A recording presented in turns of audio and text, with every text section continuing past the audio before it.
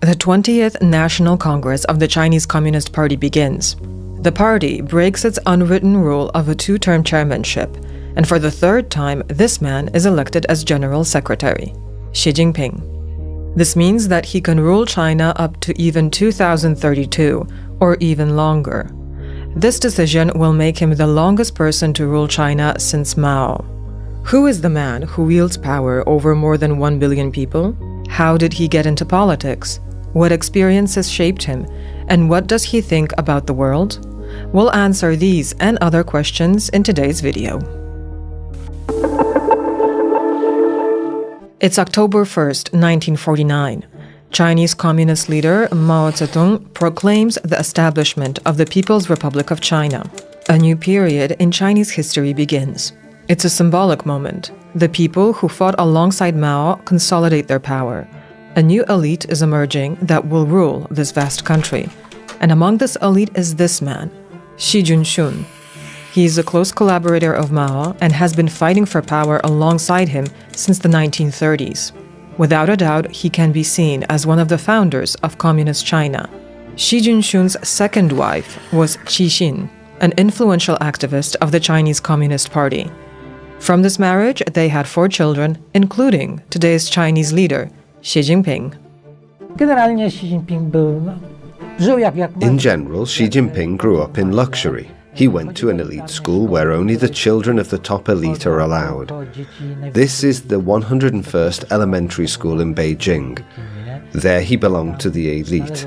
He had the best teachers, had the best food in the cafeteria, and other privileges. After 1963, the Xi family situation changes. To understand this, we need to explain what was going on in China at the time. In 1958, Mao Zedong announces the Great Leap Forward campaign. China is to make a rapid transition directly to communism. However, the outcome of this strategy was not a great leap forward, but a great famine. A famine that claimed tens of millions of lives. As a result, in 1962, Mao Zedong was stripped of executive power. And this had already happened to Xi Jinping's father. He was demoted as a result of fractional fighting and accused of anti-party activities. He was subjected to so-called struggle sessions during which the enemy of the people was denounced. This photo is from one such session, and the person condemned is actually Xi Jinping's father. These were meetings at the workplace, but during them you had to condemn others. Individual people had to step forward and condemn a particular party member. In this case, at these sessions, Xi Jinping and his siblings had to condemn their own father. Likewise, his wife had to condemn her husband. Here she reportedly did not object, but also did not speak out quite actively against her husband, which was later brought up against her, and she was punished during the Cultural Revolution. Even greater upheavals begin soon after. In 1966, the so-called Cultural Revolution begins. In the simplest of terms, it can be described as a great movement launched by Mao, in which radical youth accused the Chinese government of the time of abandoning communist ideas and leading the country towards capitalism. People associated with the revolution wanted a return to Maoist policies. They also fought against any signs of the old order, and as a result of the Cultural Revolution, Mao Zedong was restored to power. However, for many, the Cultural Revolution meant repression. While Xi Jinping's family was among those repressed, their situation could have been much worse. Xi Jinping's father had already been removed from power and punished, so the worst wave of repression associated with the Cultural Revolution bypassed Xi's family. Of course, the family still felt all the worst effects of the Cultural Revolution. The others had been punished before, so they were prepared to some extent for these repressions. And, of course, Xi's family still paid a rather high price. Young Xi Jinping wanted to be part of the ongoing revolution, so he joined the so-called Red Guards. This was a radical communist movement that would lead the revolution. They were responsible for numerous crimes against the so-called enemies of the people. However, in 1967, Chairman Mao decided to crack down on the Red Guards, and a huge number of them were sent to work in the countryside. Among them were Xi Jinping and his family. He escaped from this exile and was caught and sent again to the countryside, already in Shaanxi province, and there he actually spent several years living in quite difficult conditions. Of course, we have to remember that everyone was living in difficult conditions in China at the time. You can't say that his circumstances were much worse than those of many other people. This is where a family tragedy certainly cast a shadow. His older sister, his half-sister from his father's first marriage, Xi Jinping, committed suicide. It is said that she committed suicide or that she was forced to do so, or something simply happened and she committed suicide. But it was because of the persecution that befell her and the family during the Cultural Revolution. This story is not entirely clear. The propaganda is officially silent on this, but the so-called whispered propaganda, the one that releases some information through unofficial channels, only says that his sister died and that this cast a deep shadow over Xi Jinping and his family. But we don't really know what the relationship between the siblings from the first and second marriages was, whether they were close or not. We don't know whether Xi Jinping actually experienced this very strongly. What we do know is that it looks good these days to say that a general secretary, especially one who seizes more and more power for himself, can say that his family was repressed during the Cultural Revolution. This is a psychological safety valve for many Chinese who tell themselves, well, Xi is tightening the screw, it's getting harder and harder, authoritarianism is making a comeback, but he won't go too far because, after all, he and his family suffered during the Cultural Revolution. I'm not sure this isn't exactly the kind of propaganda element whispered to appease the Chinese. But in fact, we know very little about this and have to rely on second and even third-hand sources, and we cannot be confident in the sources. It is this period, the period of exile and work in the countryside, that is used by propaganda. And in places, it even seems like a hagiography. For example, the propaganda spreads the story of how Xi Jinping got a motorcycle for his work. Xi was said to have decided to sell it to buy tools for the entire village. Another story is about how he carried a 100-kilogram sack of rice on his back for 5 kilometers without switching shoulders. In fact, we don't know which of these stories are true. Some are more probable than others. We know that some are certainly made up, like the one of carrying the bag of rice for many kilometers. But we don't know and don't have the ability to separate truth from fiction. It remains undisputable that the period of exile to the countryside was pivotal in the life of China's current leader. Official or unofficial biographies or narratives say that it was a very difficult period for him, but he understood how good the party, order, fighting chaos, economic development, and preserving party rule is for the Chinese people. Then he understood that he had to become redder than the banner of the People's Republic of China, that he simply must devote himself heart and soul to the party, because the party knows what it's doing.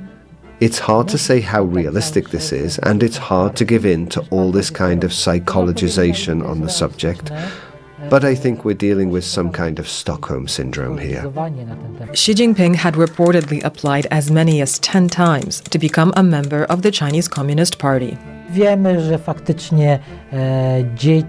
know that in fact the children of those people who were repressed during the Cultural Revolution had difficulty in accessing the party, in joining the party. So probably he applied many times and was accepted only after some attempts. Whether it was actually the 10th time or whether there were fewer of these attempts, we don't really know.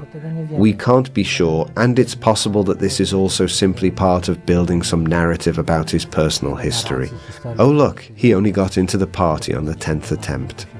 What then is behind Xi's determination to join the party, which after all led to an outright personal tragedy?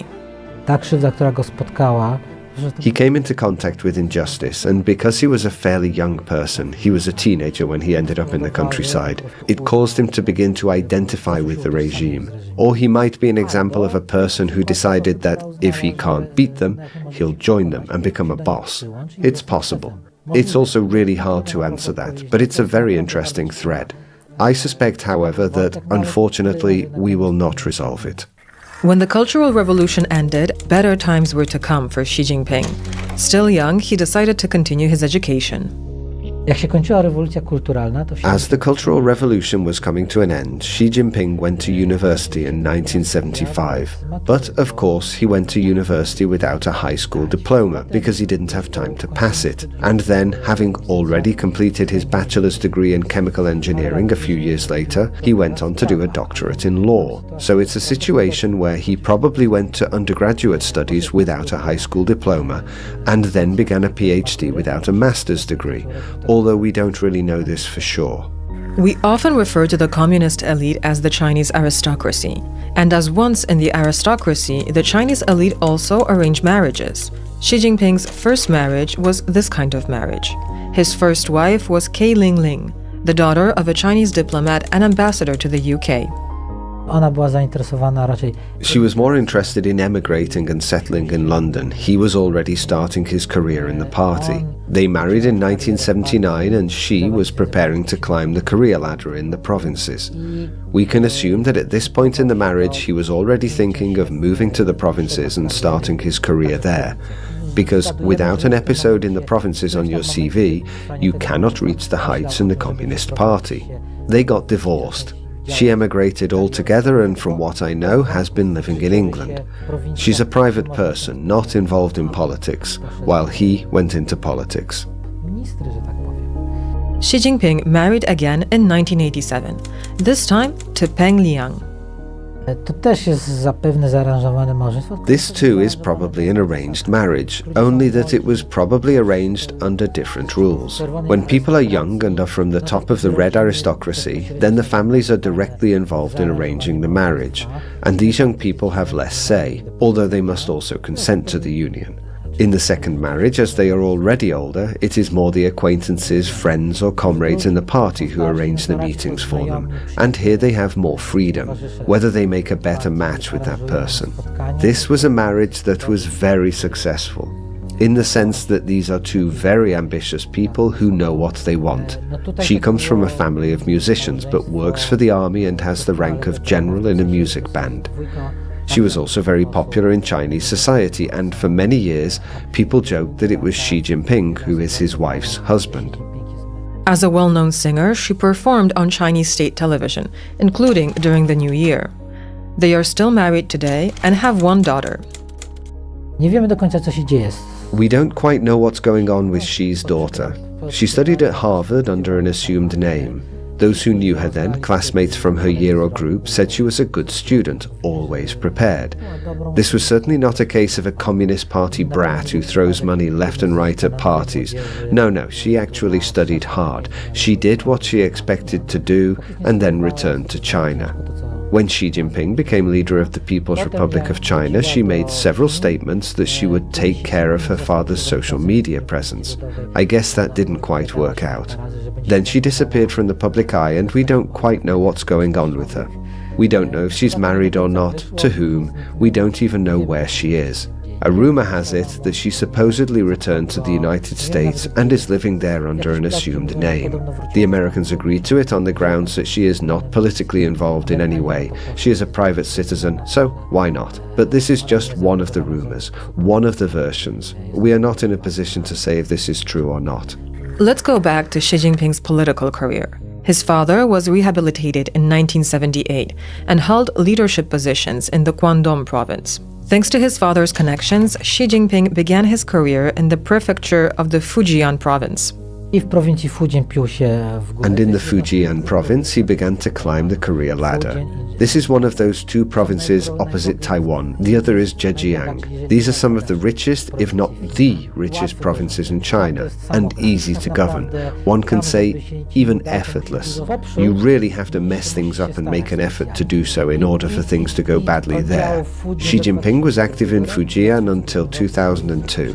Then he moves over to Zhejiang, where he governs until 2007. In 2007, Xi Jinping takes power in Shanghai. By then, it is clear that he's being groomed to be the next General Secretary of the Chinese Communist Party. But his mother was also crucial in this process. She likely has extensive connections in the ruling elite, or had them at that time. The fact that his father in 1985 directed Xi's career towards his richest provinces, where he could not only easily ascend and in relative safety, but also gain a very large political base, was also significant. Xi Jinping had a lot of resources which he could trade with others, barter for services, and notably expand his base. Xi took great care not to be involved in any scandals.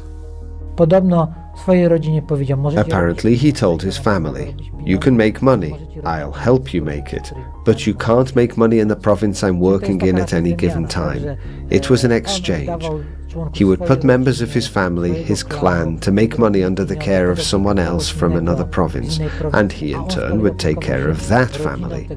This is the kind of cross-service exchange that secures people in high positions. Not everyone is sensible enough to work it out that way, and not everyone can find someone they can trust enough to put themselves under the care of their family, and do the same in return. It played out nicely for Xi Jinping, and it did not get him into any trouble. There is one well-known scandal from when he was in power, one that Xi was not involved in, but he cracked down hard on everyone who participated in it. The fact that he acted in a very decisive way and at the same time seemed indestructible, skillfully able to create a buffer between the family's business and himself, caused him to be considered sensible enough to be put in power. In addition, Xi Jinping was not a member of any of the warring fractions and was therefore acceptable to all sides. As next in line to the Chinese throne, Xi Jinping had one rival, Bo Xilai. This politician, with the support of part of the extreme left, the oil industry, and the intelligence services, tried to undermine the way in which the successor was chosen, and thus Xi's future power. These attempts, which from the beginning had little chances of success, ended in a scandal. A scandal that could serve as a script for a thriller. The scandal is interesting in itself because it gave us a glimpse of how party elites function. In October 2011, Neil Haywood, a British citizen, suddenly dies. The official investigation declared the case a suicide. He died in a hotel in China.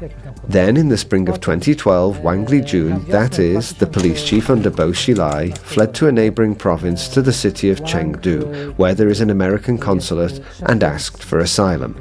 It wasn't granted, and he was, after some time, removed from the premises, although after quite a long interrogation by the Americans, and he turned himself in to the police in China. He was brought to Beijing and interrogated there. It turned out that Haywood was murdered, poisoned by Bo Xilai's wife. What the motives were, we don't really know. The investigation theoretically showed that it was because Haywood had demanded more money for services to Bo's family. The services in question were moving capital and money that the family had accumulated. Once they were able to transfer capital abroad, Haywood invested it in foreign markets. He was sort of a banker for the Bo family. Most likely the motivation was therefore money. During the investigation, Gu said she thought he wanted more money because he was taking care of their son studying abroad in the UK, and she was afraid for her son's future and whether his life could be in danger. She thought that Haywood was blackmailing her in some way. But in my opinion, we don't have enough confirmed information to believe this explanation, and it's unlikely that someone would dare blackmail someone so high up in China.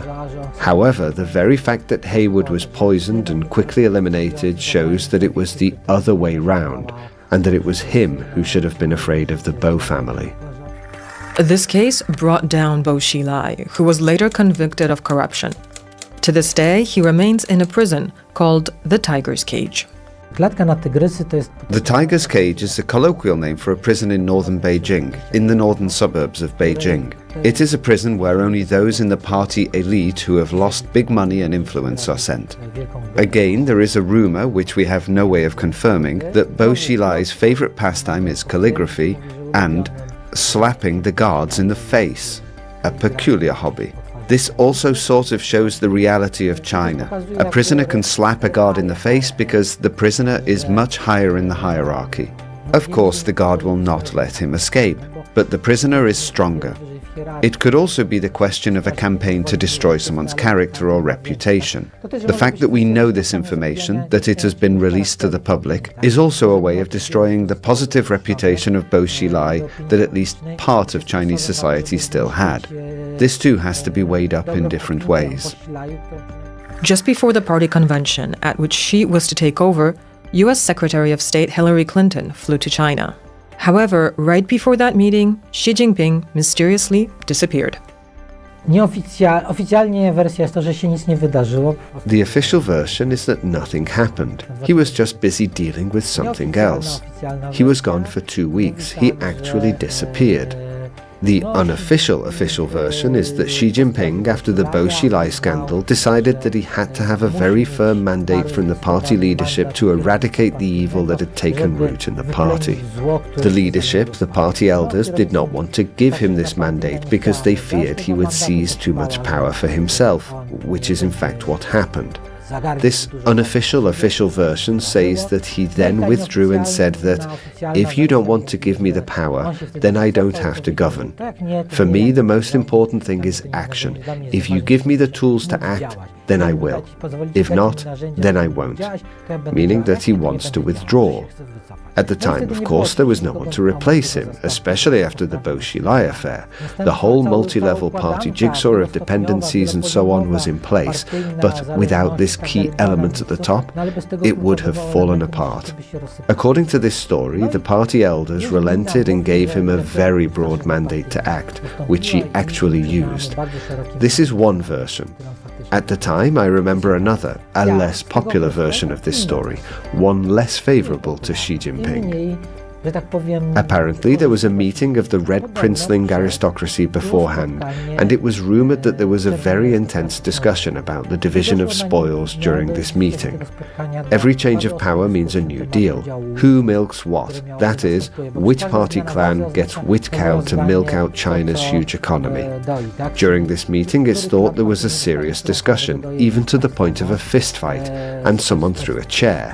The chair supposedly hit Xi Jinping on the shoulder. He bruised or strained his shoulder. He must have had it in a sling. And generally, Chinese leaders are not allowed to show that there is something wrong with their health. This is against Chinese political culture. The leader is always a specimen of health. He never gets sick, never has a runny nose, never has a fever, nothing. And it's because of this that he had to cancel all meetings until those 2 weeks passed, when his sling or cast could be taken off. This is one more version. In my opinion, the probability of both stories is similar. Regardless of what happened just before the party congress, Xi Jinping took power and was given a strong mandate to exercise it. He also had a very broad support base. He skillfully deployed his people in key places in the Central Committee of the CCP. And even though his people were in the minority, he controlled certain key moments and sensitive issues, critical to the way the Central Committee functioned, and so he was able to do a lot. He modelled himself a bit on Stalin, who said that it doesn't matter who votes how, it's important who counts the votes. Xi also launched an anti-corruption campaign at the beginning of his rule. This is an action that virtually every new general secretary undertakes to consolidate his power and weaken his opponents. Xi Jinping did the same, but he went much further. This anti-corruption campaign actually continues with less intensity to this day. And he's cleansing the party, not just the elite, not just the middle levels, but from the top down. Of course, those who are aligned with people who are sympathetic to Xi Jinping will not be affected. This is not an actual anti-corruption campaign to eliminate corruption. This kind of elimination of corruption serves the purpose of eliminating people who need to be got rid of. Detaining someone and accusing them of party corruption is the equivalent here of giving someone a fine for crossing on a green light. This is something normal and part of the system. Corruption is endemic in this regime. What the party has to do, and does from time to time, is to keep corruption at a certain level that is acceptable, so that it doesn't become dysfunctional for the regime. That's how it works there. Xi Jinping himself and some party members have suits that cost more than several months of their official salary. Now let's turn to Xi Jinping's worldviews. The key thing to understand his view of the world is Marxism-Leninism. He is really a deeply committed Marxist, but a Marxist-Leninist, with the stress on Leninism more than Marxism. This can be seen both in his speeches, which are much better constructed from the point of view of the Marxist narrative or ideology than his opponents. These are not speeches where he just has something to say about Marx, has to refer to Marxist ideology. You can see that this is a deeply thought-through issue. He genuinely refers to Marxist ideology, also to Stalinist ideology. It was under Xi Jinping that the remaining volumes of Stalin's works, which had not been published in the Soviet Union, were translated into Chinese, compiled and published, because the penultimate volume of Stalin's works had already been prepared for publication in the Soviet Union, but after Stalin's death it was not published. In China it was translated and published, and also the last, the final volume, which was translated from his works and compiled and published by the Chinese themselves.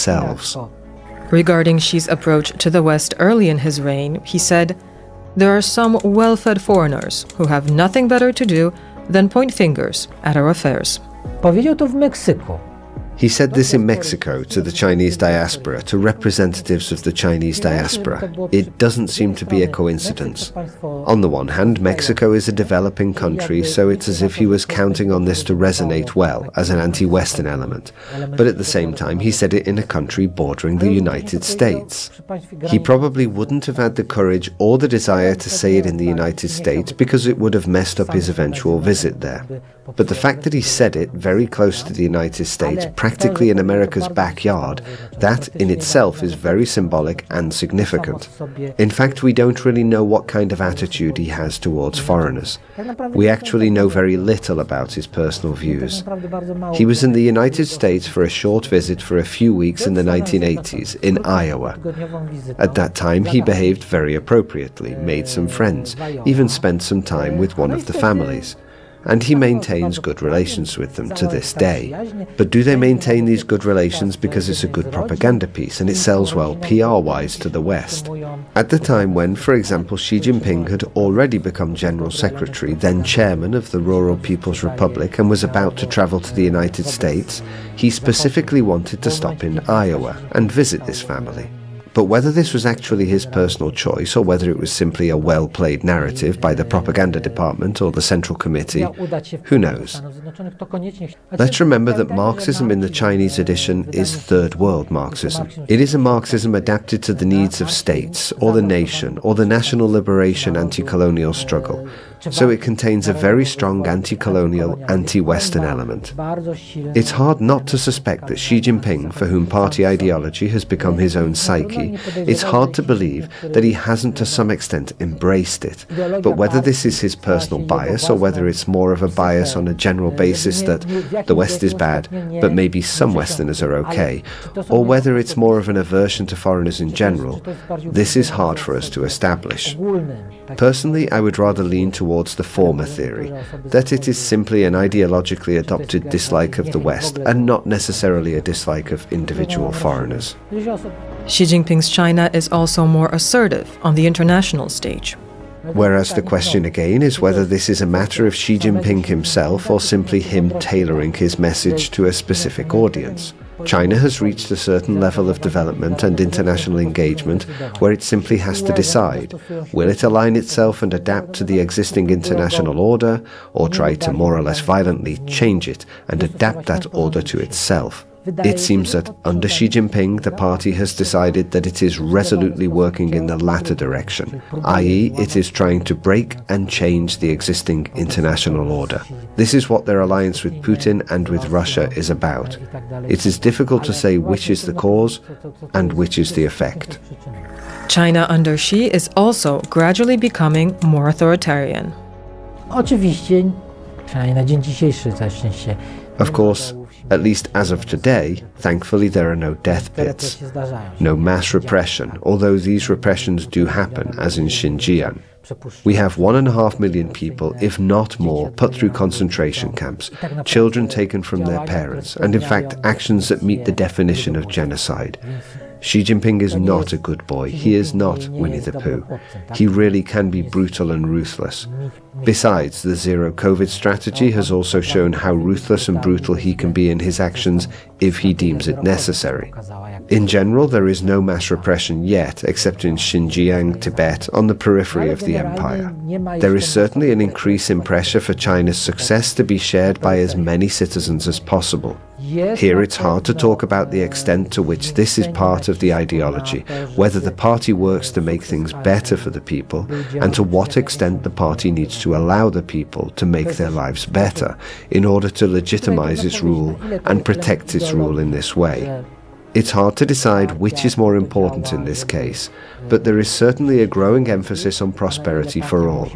Propaganda in some departments places the emphasis on this. The question is how effective it all is. In 2023, Xi Jinping was elected for another term. This means that he can rule until as long as 2032. This would make him the CCP's second longest serving Secretary General, after Mao Zedong.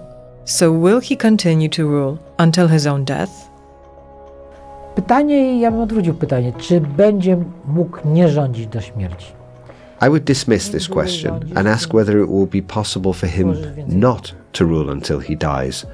The longer you rule, the more enemies you create. So leaving office and giving up power means putting yourself at the mercy of others.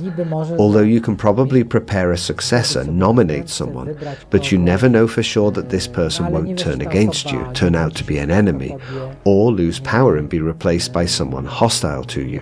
This is one thing, that is, to secure yourself. The other is the issue of alienation. The longer you rule, the more you alienate yourself, the more and more convinced you become of your wisdom, of your genius, that only you can advise, only you see all the problems, and only you see all the solutions. As a result, it may be that he simply won't let go, even if he initially took power with the assumption, and I'm making this up now, I'll rule more than 2 terms, it will be 3 or 4 terms. He may even have negotiated this kind of arrangement with the party elders when he was coming to power, that he will rule double the number of years, or 20 years, because the program he is supposed to carry out is more complicated and complex, and he will need more time to implement it.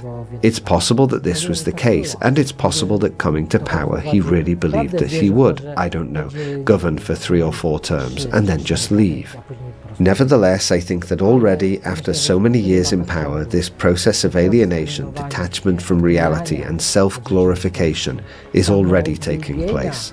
Additionally, I think there are very few people in the world who could maintain a healthy distance from themselves in such a situation. So I suspect that he will simply at some point, if not already, sooner or later, reach the point where he will recognize that he simply cannot give up power, and personal security in the grand plan, the program he wants to carry out, no one else will be able to carry it out the way he does. He may justify it to himself this way, but this is already psychologizing. Maybe let's not get too deep into it.